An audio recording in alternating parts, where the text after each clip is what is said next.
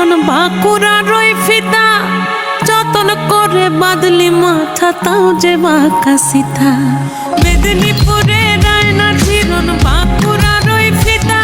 আরে যতন করে বাঁধলি মাথা তাও যে বাঁকা সিথা